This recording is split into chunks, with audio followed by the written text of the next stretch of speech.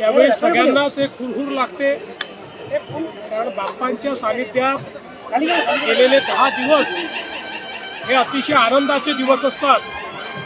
लोकांच्या भेटी होतात, सामाजिक अभिसरण होतं, अनेकांना आपल्या गुणांची अभिव्यक्ती करता येते.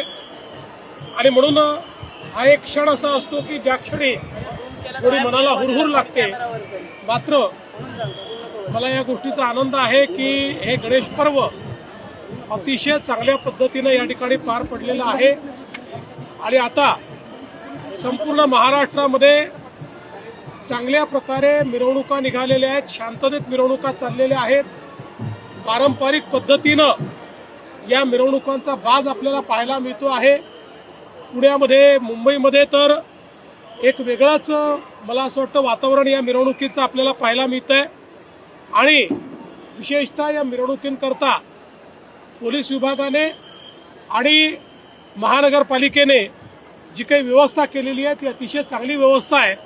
त्यामुळे सगळे जे भक्त आहेत ते भक्त देखील त्या व्यवस्थेप्रमाणे त्याचा योग्य लाभ घेऊन चांगल्या पद्धतीनं हा जो काही विसर्जनाचा सोहळा तो पार पाडतायत.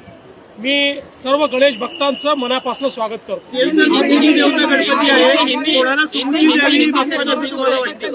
पहिली सुबुद्धी तर मलाच मिळाली पाहिजे, पण माझ्यासोबत सगळ्यांना सुबुद्धी मिळाली पाहिजे. कारण सुबुद्धी आणि सन्मार्ग ह्या दोन गोष्टी अशा आहेत की ज्या श्री गणेशाकडनं आपण मागितल्या पाहिजेत. त्यामुळे इतरांकरता सुबुद्धी मागायची आणि स्वतःकरता मागायची नाही असा मूर्खपणा मी कधीच करणार नाही. निवडणुका आहेत, बाप्पाकडे या 10 दिवसात काय मागितले महाराष्ट्रामध्ये स्थानिक स्वराज्याच्या? बाप्पांना एवढंच काम आहे स्थानिक स्वराज्य संस्थांच्या निवडणुकीचं. असं आहे की आपल्या मनात जे असतं ना ते बाप्पांना माहिती असतं, त्यामुळे फार काही मागायचं नसतं.